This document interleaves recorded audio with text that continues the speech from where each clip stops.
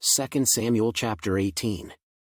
And David numbered the people that were with him, and set captains of thousands and captains of hundreds over them. And David sent forth a third part of the people under the hand of Joab, and a third part under the hand of Abishai the son of Zeruiah, Joab's brother, and a third part under the hand of Ittai the Gittite. And the king said unto the people, I will surely go forth with you myself also. But the people answered, Thou shalt not go forth, for if we flee away, they will not care for us, neither if half of us die, will they care for us, but now thou art worth 10,000 of us, therefore now it is better that thou succor us out of the city. And the king said unto them, What seemeth you best I will do. And the king stood by the gate side, and all the people came out by hundreds and by thousands. And the king commanded Joab and Abishai and Ittai, saying, Deal gently for my sake with the young man, even with Absalom. And all the people heard when the king gave all the captains charge concerning Absalom. So the people went out into the field against Israel, and the battle was in the wood of Ephraim, where the people of Israel were slain before the servants of David, and there was there a great slaughter that day of 20,000 men. For the battle was there scattered over the face of all the country, and the wood devoured more people that day than the sword devoured. And Absalom met the servants of David.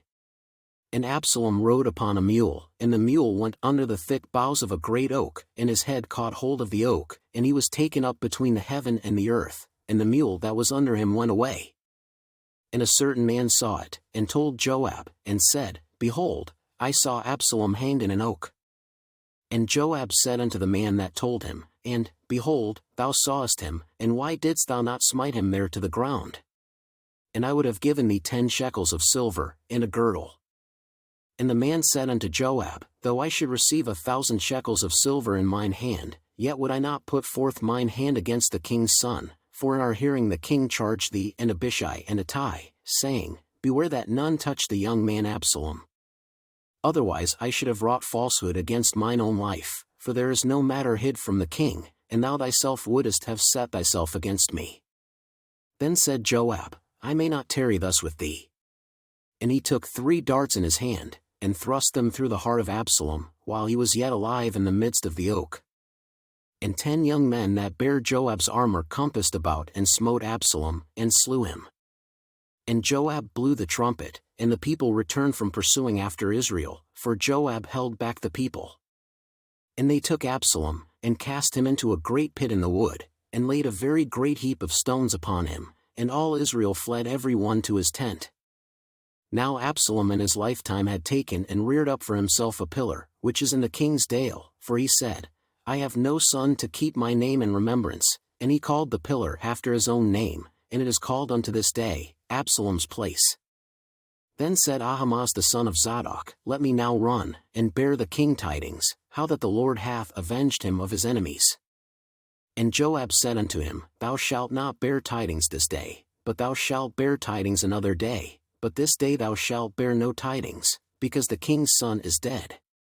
Then said Joab to Cushi, Go tell the king what thou hast seen. And Cushi bowed himself unto Joab, and ran. Then said Ahimaaz the son of Zadok yet again to Joab, But howsoever, let me, I pray thee, also run after Cushi. And Joab said, Wherefore wilt thou run, my son, seeing that thou hast no tidings ready? But howsoever, said he, let me run. And he said unto him, Run. Then Ahimaaz ran by the way of the plain, and overran Cushi. And David sat between the 2 gates, and the watchman went up to the roof over the gate unto the wall, and lifted up his eyes, and looked, and behold a man running alone. And the watchman cried, and told the king. And the king said, If he be alone, there is tidings in his mouth. And he came apace, and drew near. And the watchman saw another man running, and the watchman called unto the porter, and said, Behold another man running alone.